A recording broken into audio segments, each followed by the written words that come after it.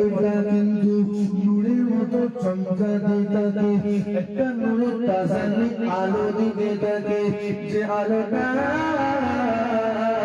বান্দা বান্দিকে হালাল হারাম শিখিয়ে দেয়, বুঝিয়ে দেয়, জানিয়ে দেয়, সঠিক আর বেঠিকটাকে শিখিয়ে দেয়, জানিয়ে দেয়, বুঝিয়ে দেয়।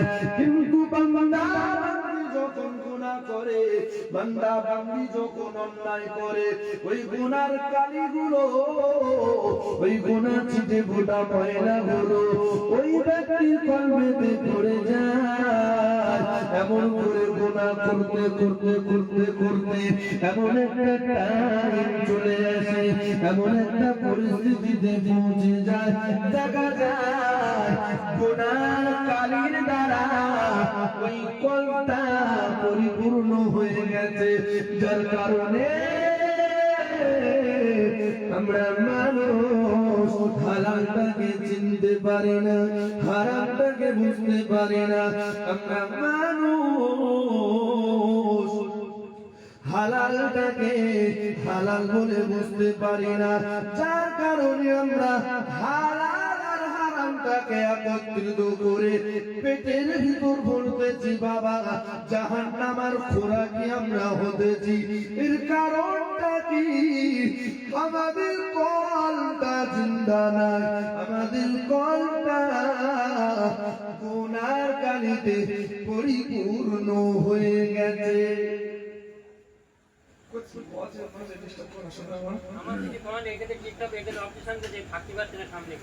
আমি যে বলবো আমারটা বলার একটা দিকে ঘুরে দাও কেন বলো তো? শোনা, আমি বলতে পারবো না, বলছো তুমি তো সব বলছো, ভাই বলছো দুরূদ শরীফ আল্লাহুম্মা সাল্লি আলা এটা ঘুরে দেন নাকি? এটা মুরগি লোকের পার্টি দেখো, এটা ইয়ং ছিল ওদের তাকরা ছিল, আর ঘুরে দেন দেন তো মাঝে ডিস্টার্ব করলে কোথায় বলতে পারবো না। শোনা,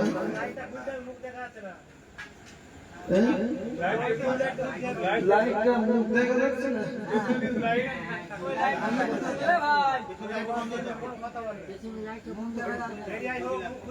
আর মুখ দেখতে না, শোনেন অন্ধকার একটু চিনাই লাইট কথা শোনা,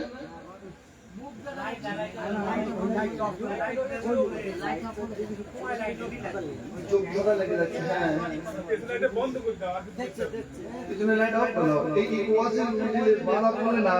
সমস্যা আমি আর আপনাদেরকে ভালো বুঝলেন না।